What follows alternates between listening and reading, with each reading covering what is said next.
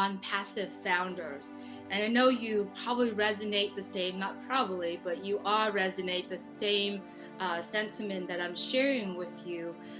And I wanted to say congratulations to all the founders who took the action to be in the OnPassive world. And in the Julie and Milo Show, we love to connecting people from all over the world. And every time you and I get a guest in our Julie and Milo Show, we feel very blessed because we are the first people that know about our founders. So we do have a founder as a special guest today. Milo, could you please introduce our guest? I will. Oh my God, we have been waiting for this for a long time. She's a wonderful founder. She's very involved in the community.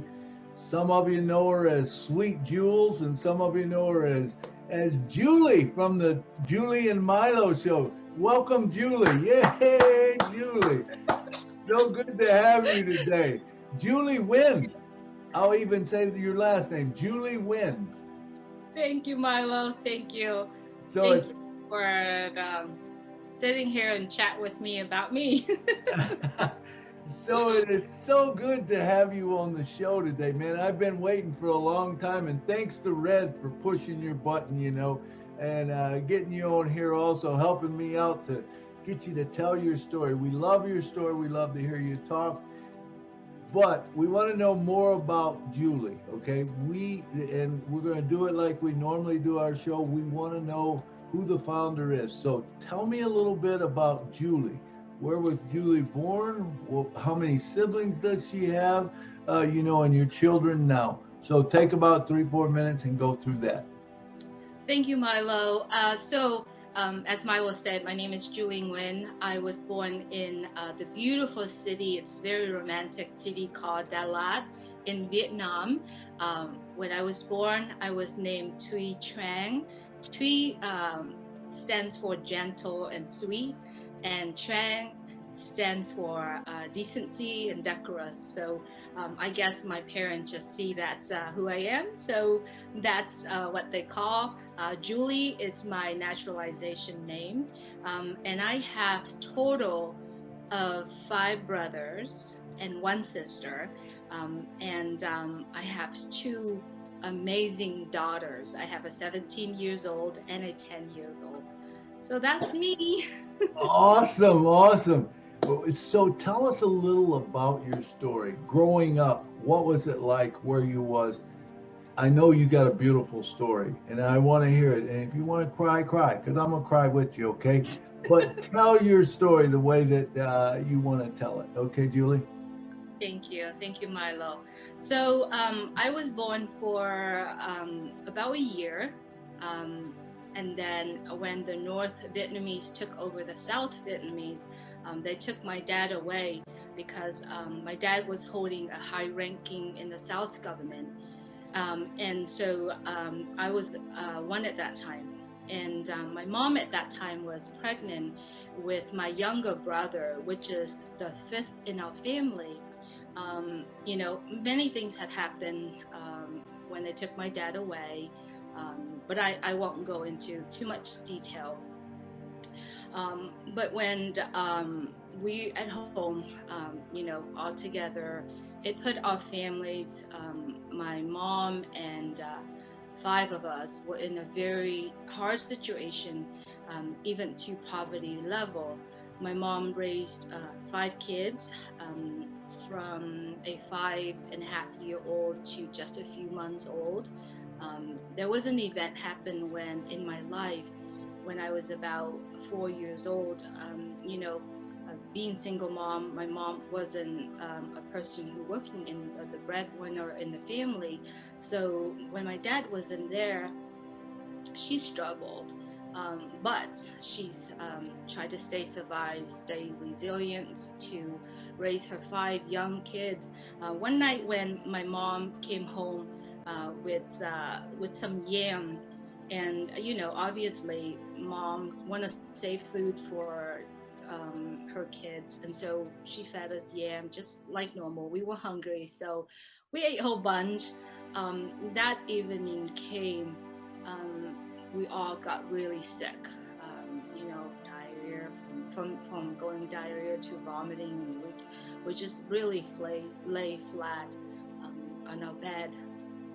And so watching 5 of her kids laying there, my mom, she didn't know what to do. All she did was kneel down and pray. And thankfully, with her faith, her strong faith, and her prayer, we were able to survive that sickness. So, growing up, when my dad was not around, be the only girl in my family at that time, my mom was really struggle keeping us together. But I think she wanted to protect me as the only girl, younger in the family. So there's days I stay with grandparents, there's days I stay with uncles, there's days when I stay with this family and that family there. It's just because she is out there trying to keep us, bring food to the table. So, growing up the first 8 years of my life, I had no dad. Dad was away in the concentration camp, and mom was, work as best as she could just to put food on the table. So I started build up, this isolation walls around me. I didn't trust anyone, and then fear start building. Fear start building into it. It's kind of like that's how I grew up. So how long was your father in the concentration camp? How long was that? My father was in the concentration camp for about 8 years. And believe it or not, every single day he prayed to be able to get released and go back home with his family. So yeah, it's 8 years.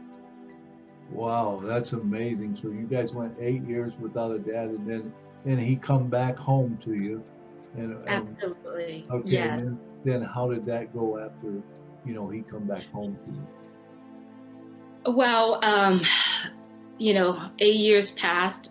Dad were released, and my parents finally be together again. And because of mom and all of us survived with dad, and then dad survived with all of us, when he came home together, my parents have 2 more children, my brother and my youngest sister. My brother was named Hồng Phúc, which means great blessings. And my sister named Hồng Ân, which means a divine, invisible brings bestowed on by God. It's kind of like the grace. So yeah, we total have 5 brothers and 1 sister. So there are 7 of us. Wow, that's awesome. So it had to be a great reunion when your dad come home. I can't imagine, dad coming home and here's 5 kids and the mom. It had to be just a joyous occasion. Yes, absolutely. However, being in the concentration camp, malnutritions, and being out there, so he was not well when he came home, and so being there, we had to literally rebuild our life again. It was hard. It was hard, but we're always together. We always, being together as a family. It doesn't matter up and down. We were still together. That's awesome. And so your mom and dad still together, right? Yes, my parents are still together, and 2 years ago they celebrated their 50th wedding anniversary. And my dad wrote a book about his life, about what he had gone through, about how, living his 8 years of his life without his family, knowing that mom is at home taking care of us. So I can't wait to actually dive into that book and read, so yeah, when I know one day I will. Yeah. Wow, that's got to be awesome that you have that book and that you'll be able to read it. And I understand the hurt right now and stuff, but hopefully you'll get by that and you'll be able to read it. So So now you have two daughters. Tell us about your daughters. Thank you, Milo. Um, Basically, my 17 years old and my 10 years old, I've always say, I have nothing to say except many things to say about my children, about my two daughters. Very proud of my daughter. My 17 years old is going to college next year, and she got invited to an interview with Stanford University, which she really loved. And I have my 10 years old. Both girls are mature, independent, and they are the reason for me to stay alive, to stay strong, to stay resilient, and to be a badass mom. I like it. I like it. I don't know that I can imagine you being a badass, but I just imagine you as being sweet Jules. That's all I know. So when actually did your family come over to the U.S.? We came to the U.S. in 1990 because of the amount of time that my dad was in the concentration camp. The U.S. government at that time starting to allowing some of the people that was captured to be immigrate to the U.S. So we came here in 1990, and we see the light of hope, and we see the land of opportunity, and so all of us, even my parents, are take the opportunity of the education in the US. So all of us are in school since the beginning when we first came. Even my mom has an AA degree. She's barely could speak English, very strong accent, but she was able to get her AA degree. And then after that, she started to work as a Head Start supervisor. I mean, like, wow, I'm looking at my mom. And then my dad, who has a bachelor degree and he learned French. He knows how to speak French. He's pretty fluent, and he works as a counselor. I mean, both of my parents, I'm pretty sure when they came here, all they wanted to do is just to keep our family together and work, but they take the opportunity of having this education. So they literally a role model for 7 of us. So our whole family really got education in the US, which I'm very proud. Wow, that is awesome. So Julie, tell me about your hobbies. Do you have any hobbies other than calling Milo 24 hours a day? I just had to throw that one in. I know we do talk 1,000 times a day, and our conversations are always interesting, but I really love watching sunset and sunrise. I mean, sunset and sunrise are my favorite thing to do, and I try every chance that I have to see sunset and sunrise. I love to go hiking. I love to listen to instrumental music. I especially love piano and guitar. When I was younger, I wish I could marry a musician, so that I can listen to it all the time, every day. And I think there's a romantic side of it, and that's why I always wanted to marry a musician. So that was just a younger, girl fantasies to marry the musician. I play the piano, and I do play the guitar. You have to throw that in, Milo. I just had to do that, but yes, anyway. No, I've listened to your music, and yes, anytime you want to play for me, bring it on, Milo. All right, so let's move on. But there are so many undiscovered and unexploring activities that I like to do. I love everything. I like to do everything, even things that I'm scared of. Pretty adventurous type of person. Things that I don't like to do, I still wanted to do it just to see how it's like. I just do it, no problems, and I've done a few things like I had an accident when I was, 6 years old. I think I almost died because of the water. And because of that fear, about 8 years ago, I tried to break that fear, and I got on a raft on the lake, and it pulled by a boat. And at that time, I was like, okay, I'm gonna do fine. I'm just gonna hold on tight. But they went too fast, and it's literally spun me around, and I was in the water, and I was scared the heck out of me. However, I still want to be in the water. I go to the beach every chance I have, and I picture myself swim like a mermaid in the water. So who knows, before I die, I will swim in the ocean. Awesome. Awesome.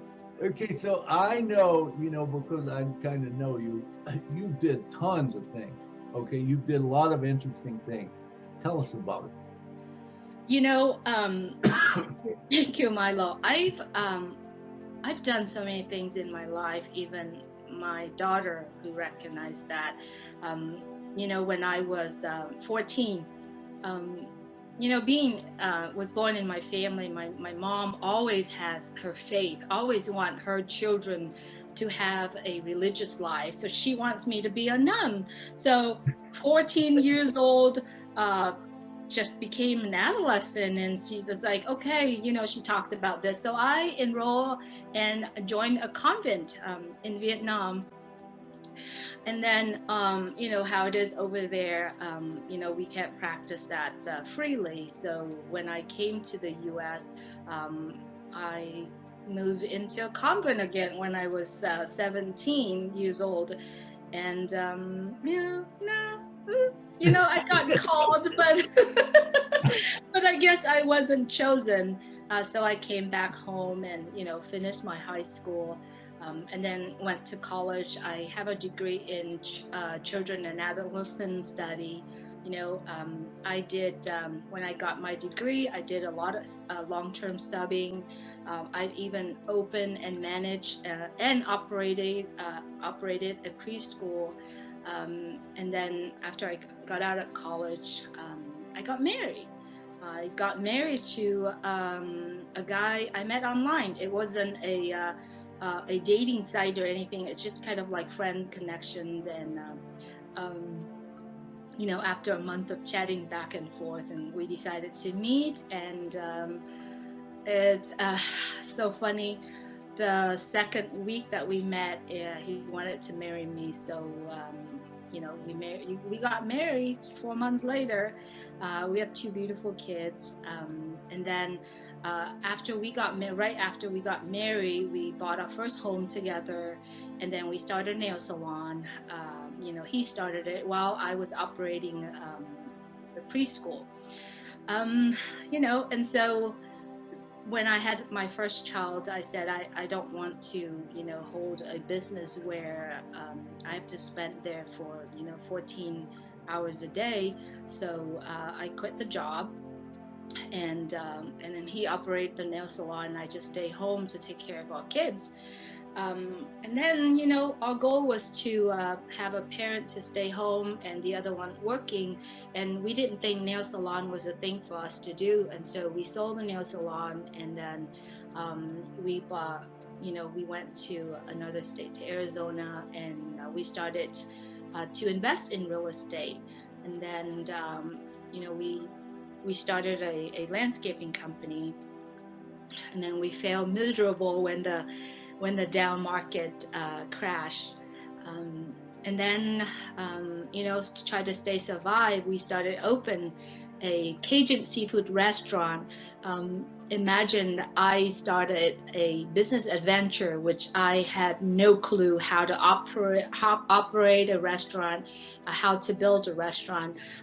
But because of my love of cooking, I started to start looking for recipes on the internet and exploring it. So it took us a year for us to start building the restaurant, put all the ingredients together, do some testing, and then we launched the opening of our Cajun seafood restaurant. Amazing thing is that we survived for 2 years using the menu that I developed. And then after 2 years, we have to move on to something else because we didn't think restaurant was something that we wanted to do. And so our partners kept the restaurant for 4 years, and then they sold it to a new owner. They kept it for another, I think, 4 years. And the crazy thing is that they still keep my menu, So I was like, okay, should I be proud or, But I was proud. I was proud that I made the food that I like. So after the restaurant, we came back in to do real estate, and at that time, we came back with some knowledge, and we built our real estate, portfolios at that time. And then things happened. We got divorced. After we got divorced, I took a 5 weeks pilgrimage to Europe, just to search for soul, just to search my inner soul. And so, I went over there and joined the World Youth Day. And then when I came back in 2017, is where I started to step into cryptocurrency, network marketing, online business. And I think at that time, we met. Yep. In 2017. And then our friendship just kind of developed, and then, last year I started, during the quarantine time, I wanted to do something, because I'm at the strapping point in my life where I'm looking back and I'm like, I have no retirement plans. I empty my saving from the last company that we were involved with. It was tough, but I'm not letting it, strap me down. And so I got my life insurance license during quarantine time, and then I started studying my real estate broker for the state of California. So, it's been a journey. I've always say, life is like a roller coaster. You just have to strap on, and you just have to stay on it. And if you stay on it, it will take you to a place that you desire, that you have a purpose to be in. And because of my thinking that way, I was able to strap down and do whatever it takes, And the most important part of my thing is my 2 daughters, and I want to leave something great to them. So. Wow. That's an incredible story, Julie. It really is. It's like you've done everything in life, and I'm sure you've done them well. I know there's been challenges that come up and stuff, but we met, in the cryptocurrency world, and then we went from that company, which all I knew you was just on the internet, or whatever. And then we went to this other company, and you happened to be sponsored by a person that was in my downline. And so we met at the Dope in Hollywood. And so that was really the first time we met. And I remember, you were just, it was like, you were working at it, even harder than the sponsor was, And so I thought, man, this girl's really doing it. And I watched you as you worked with the company so hard, and you did everything for the company, and you were helping people, and your heart is big, you help people. And so then I become with OnPassive back in 2018, back in September. Well, tell me about OnPassive. Tell me who your sponsor was, why you got into OnPassive, and all that. I'll let you tell that story. Thank you, Milo. I wanted to take back just a little bit before OnPassive, and I will go into it.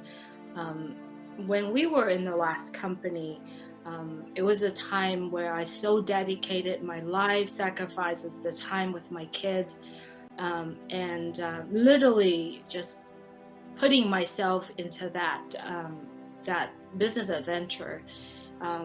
to the point where I am, because I believe in it, to the point where I literally empty my saving account, and things that happened in there at the moment when I was in the cruise, and it was so dark. It was so dark that I actually had a thought to end it. It's because I see there's no more features, so but because of my daughters, I held it back. It was a very dark time in 2019, something that had happened on that trip that I didn't think it was, I just, all I see was darkness.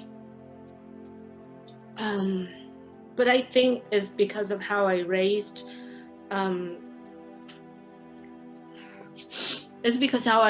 and I think is the fear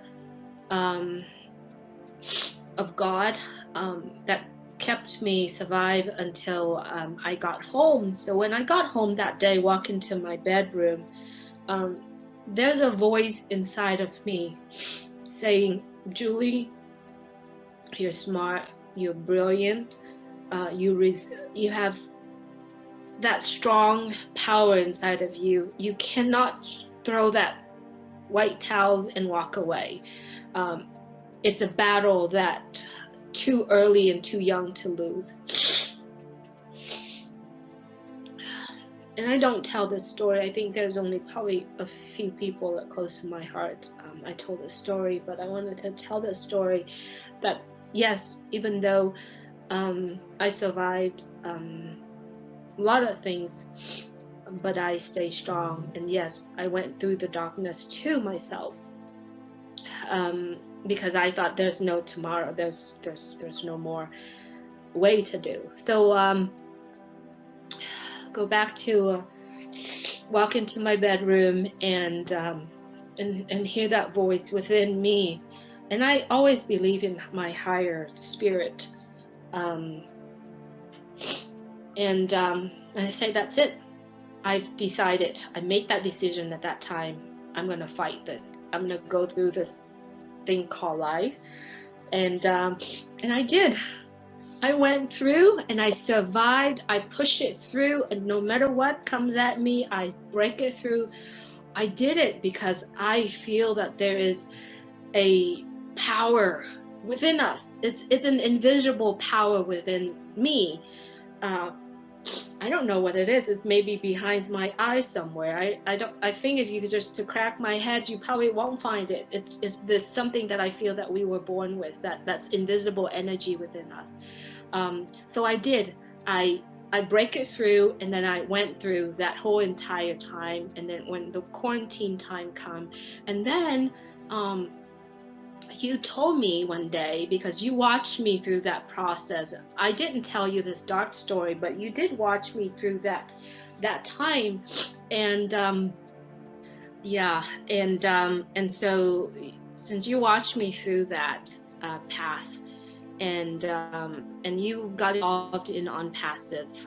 At that time, I didn't know when you did, but every time when we have a phone conversation, you always tell me, Julie, I'm involved in something, and boy, it's so big. I didn't think you were recruiting. You just share your passion at that time, and because I was busy trying to stay afloat. I wasn't really looking into it. And then you flew to Florida and you met with Ash. And when you came back, your convictions to OnPassive was so much stronger. Even I involved in a wellness company, and I kind of share with you because it has something to do with health. I share with you. You said I'm going to focus in OnPassive, and you told me. You said I bought you a position in OnPassive, and you also say, Julie, you're never gonna have to worry about money, not in your lifetime. not in your kid's lifetime. At that time, I didn't believe you. I thought you were smoking something. I said it to myself. I didn't tell you, but I thought you were smoking something. Um, and I didn't really look into it. It's because, at that time, I just needed something right now to survive. And you kept telling me that.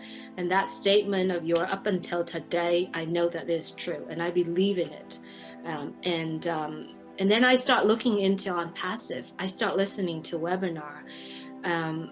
My heart wasn't open to it, and it took me a while because of, the busy things that I do every day and try to survive until I would say September 2020, I think, the light bulbs start turning on.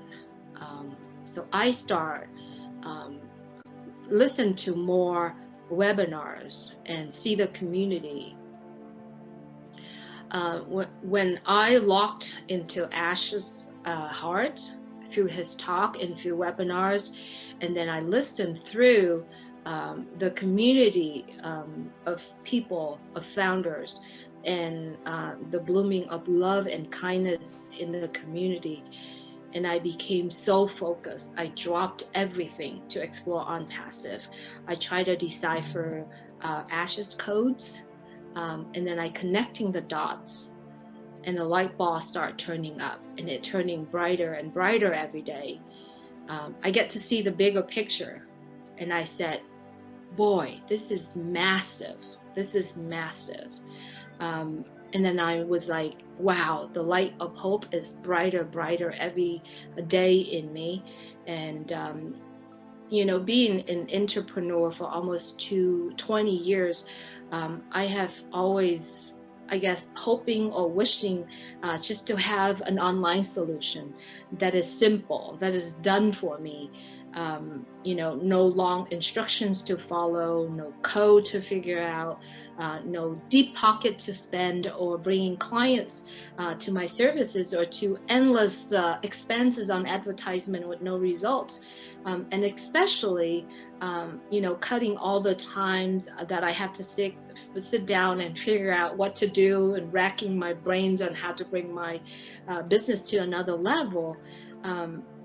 Knowing what I know so far, I say OnPassive is total solutions for businesses, from small to medium to large enterprises. And it is the answer, and I think is the only answer for individuals' financial well-being. And that's one of the reasons why I am so dedicated to the Julie and Milo Show, dedicated into helping the team. I don't have a background in building the team, so I decided just to speak my heart, share my knowledge, and whoever comes, join me. Great. I love that, but I'm continue to do it no matter what people say. There's also people saying the same thing to me when I thought of you. You're smoking something, Julie. It doesn't matter. I just keep going, and thankfully I do have some great team member who believe in me and who trusted me. And I have a good team, good sized team. So, saying that, I just wanted to shout out to my team members who brought in many people who took my words and who trusted in me and plug into OnPassive. So I'm grateful for you all. Julie, that was an awesome story. It was so awesome. But look, I feel your heart, and of course, I'm really blessed. Not only do I get to meet all the founders every day, but I get to talk to you every day. And I mean, I get to be with you every day, and I know your heart, and I know how you feel. And we have a thing on that we say, hey, OnPassive is changing the world, one person at a time, and it started with Ash McFarland. But the cool thing is now you've seen the picture, I seen the picture of how that bright light starts getting bigger, and it's a light of hope that if you're, if you're struggling with things and stuff, you know that, man, this is coming. This is really happening. I can't believe this is happening. But we've actually know that now we're going to make money because it's given. It's a given that, it's a done deal that we're going to make more money than we need. We don't know how much we're going to make. We just know we're going to have time, freedom, and we're going to live abundant living. That's all we know. Okay. But now we have a chance to give back. We have a chance to give back to others. Tell me a little bit about what you think of that and how you plan on going about it and doing it. Absolutely, Milo. Thank you for touching some part of my life. When I was in OnPassive, it wasn't the question of how much money I can make, because I took your words very seriously, and I took the message from the webinars and the communication with people, with our founders, very seriously. So it doesn't matter how many times you try to explain to me, oh, this is how it works, and on the old compensation plan, it still doesn't register to me. But one thing I know, that whatever it is coming from OnPassive is more than I could ever imagine, and it's more than I've made in my life. Yes, I've been successful in certain things that I've done, but I know that whatever comes from OnPassive, it will be way more than it is. And one thing that I said to myself, because I like to live my life with a lightness of being. I'm attached to nothing.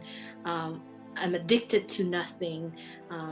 Giving is something that I feel like it was built in me since I was young, because I was in the receiving end, and I watched people giving, me and my family, freely when I was younger. So giving freely is something that I most desire to do. I believe that I am here in this earth for a purpose. And this is how I like to raise my daughter, instilling them the power of giving freely, and so I like to, not only me giving it freely, but I wanted to teach my children. So I like to take them, travel around the world, for them to recognize the fact that the world is much bigger than where they grew up right now. And I like to recognize the needs in the world and be able to give freely. I also desire for everyone in the world to have the knowledge of the corners of health and wellness. I think that's very close to my heart. I believe we all have that invisible power within us that keep us healthy. So I definitely would like to focus on that part. I'm trying to or pray that I can open my heart and my mind to see the higher spirits that leads me. So I don't really have a particular charity plan of where I wanted to do. I pray every day to have that wisdom and that courage and that kindness and passion to recognize that, the needs wherever or whenever they need me. So like I said, I really liked to give freely wherever that needs. And so Julie, I know you've told a story several times, and we can't go without hearing this story because I love the story. It touches my heart every time you tell about it. Tell me about the time you had a quarter and you was going to get candy and you were a little girl. Thank you, Milo. I think it was either I was 6 years old. That was before my dad came home, so I was probably about 6 years old. I love this candy. Basically, it's just a chunk of sugar, but I love it so much because it melted and it's so satisfying me as a 6 years old at that time. I helped my uncle for something. He gave me a quarter. So I was on my way to get that candy, because that candy is white and is a bag that have about 3, 4 of them in there. A quarter could buy that bag. Okay, I feel that satisfying, like talking right now, literally drooling in my mouth, right? But I was holding that quarter in my hand, and I make sure I'm not losing it. So on my way to the store, I saw this person who had no legs, literally cut off up here, and then no arms. And he sat in this little rubber tire in the middle of the puddle water. I mean, I don't know how many people were there, but to me, at 6 years old, it was like hundreds of people standing around him and just watch him. Nobody did anything. I was 6 years old, little girl. I just sit there and watch him, and my tears just keep rolling. I don't know what to do, but I have this thing in my hand. I don't know how much it would help the man, but I just watched him, and then tears just keep coming out, and then I just walked over to him and put my quarter in his bowl, and I just walked away. Walking away, I remember that image up until today. It doesn't matter how the men receiving it. It was me. I was so satisfied because I gave him what I had at that time. And at that time, I feel like, I had to decide, but I decided to give, and to give freely. And so that is something that I carry in me up until now. So seeing someone who is happy in their face, bright and smile, especially a story when I gave during Valentine's Day. I came home from school, and a lot of kids give me chocolates. I saw this homeless man standing right where exiting the freeway. So I pulled over and I gave him this hard chocolate, and it said "just for you" on there. And when I gave it to him, his bright smile, it's so satisfying watching that. It's the chocolate it wasn't big, but just watching that man smile and he go, "just for me," it's so satisfying. So those are the two things that very little things that I did when I was younger, and I still remember it till today. So giving freely, it's something that Wow, those are awesome stories, and we sometimes, I know we're getting long, but I gotta tell this story right now. We sometimes will tell this story about the orange. How many oranges will an orange create? And we don't know. It's an infinite amount, because an orange doesn't create an orange. An orange creates seeds, and a seed creates a tree, and a tree creates more oranges. So you can get a whole orange grove out of a tree. Okay, when I look at it and I think about how blessed I am, because I put one of my orange seeds into you, and you've created this huge team, and guess what? I'm being blessed for it. I honestly feel like the most blessed person in the world, and I'm so thankful that I got you on my team. I love it. And we have fun with it and stuff. But so one other question before we go. Well, I got a couple more. This question: tell me, what do you want people to remember you by? Oh boy. I liked people to remember me as I'm a crazy person. I do things my way. I don't That's normally read. I don't normally read or follow instructions. I just do it. And I really truly want people to see me in my daughters, and I think that is something that I truly want to instill in my daughter. I like to be known as an angel that shows up whenever people need it, when they're not expected, because in my life there are angels showing up in my life. Um, I don't know them, but they showed up. They showed up for me. And believe it or not, OnPassive and Ash and you, everyone else showed up in my life.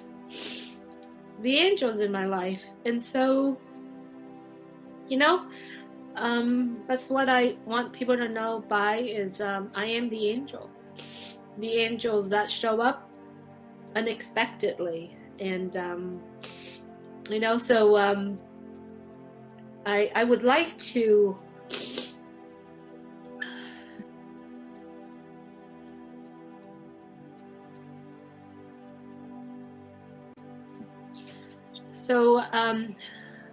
I create something called Spread Kindness Globally. It's something that I thought of when I was in the previous company, and I haven't really done anything with it. But Spread Kindness Globally, I like it to be my platform. I like to build up from there. And I know OnPassive will help me to do that. And I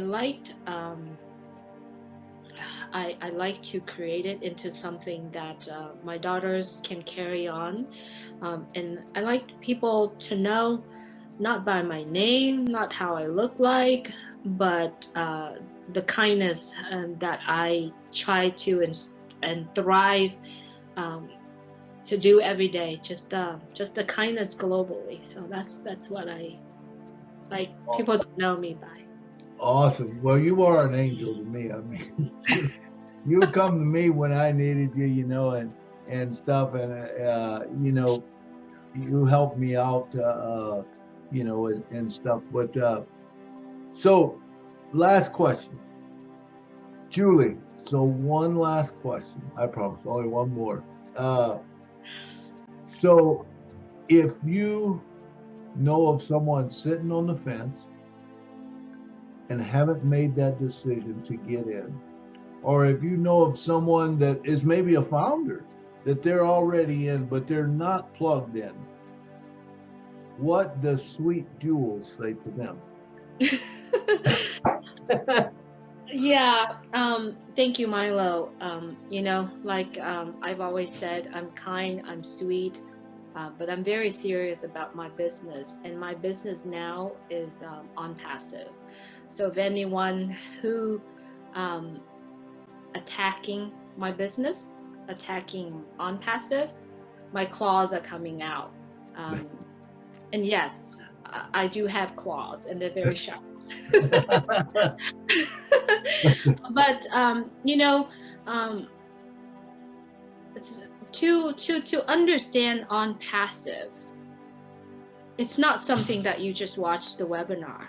You watch the webinar, you listen to the message, and you really have to connecting the dot. You have to open your heart and your mind to it in order for you to be able to see the bigger picture, in order for you to be able to understand the seriousness of OnPassive.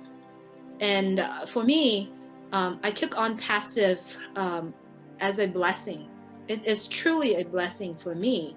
So when I do share OnPassive with other people, it's not everybody can accept that blessing. I choose people to do it, and I choose people that can share the message in a massive way. Because remember, I'm not a builder. I don't have the influence on a big group of people, but I choose people to do it. I choose the people that has a huge influence. And I do recognize the fact that I don't need to do any of that. I don't need to build OnPassive do it all for me. But since I took it as a blessing, I would like the people that hear me share the OnPassive message. It's because I know that they can bless many people. I've watched people working so hard. I watched sick people on bed and try to build a team together. And so when I reached out to those folks, they'll laugh at me. And they think that I have to work as hard as they are, being on sick bed and still calling people to build the team. they laugh at me. And I said, okay, I wanted to share that with you because I choose you to receive the blessing. And I think many people who watch this will relate to that. We share the blessing. It's not building a business. It is building a business. However, the biggest business that you can build and the business that can sustain is a business that has the hearts that come with it. And so I see that. I see OnPassive with the heart. And that's one of the reasons why we created OnPassive with the heart. And that's the reason why I reached out to the Vietnamese people from all over the world. I don't have team member in Vietnam or in other countries, but I want to share that blessing because I truly took OnPassive as a blessing. And so I started the Vietnamese, little team, just kind of like the connections between OnPassive here and OnPassive in Vietnam, not knowing that Vietnamese team has a big team also over there. So anyway, I started it just because I wanted to open and share the blessings with people. So if you are on a fence and you haven't really accepting the blessing, I think it's best for you to get back with the person who share the OnPassive with you, because once you are accepting it, it'll blow your mind. You know that your life will change forever. And if you are an OnPassive founder and you haven't done and sharing the blessings, because you have no idea what it is, you really need to lock into your back office and explore. Yes, absolutely. When the light bulbs turn on, your life will change forever. So thank you, Milo, for sitting here and listening to my story. And there you have it, folks. Julie's story. I've been waiting for it for a long time. I've heard bits and pieces of it, and it was well worth the wait. It was a great job, Julie, that you did. I loved hearing every bit of the story, and so I'm going to let you finish out and take it home. We just had a remarkable guest with us that told her story. Julie, thank you so much. Thank you. Thank you, everyone, for listening to my story and listening to the stories of many founders in OnPassive. We are real people. We have real story. And yes, OnPassive is a real company, real business with real people. This is the invitation that I invite you to join OnPassive family. Get back with a person who share OnPassive with you, and continue to lock in, explore OnPassive. Thank you so much for watching the Julie and Milo Show. If you go to julieandmilo.com, it will take you directly to all of our playlists. Please subscribe, so when there is a stories that upload, you'll be the first person to get notified. Also, we do have a group on Facebook, OnPassive with a Heart. Join our group and continue to share the OnPassive. Thank you so much for watching and subscribing to the Julie and Milo Show. I really appreciate you. Look forward for the next show. Good night from Newport Beach, California. Good night from Nashville.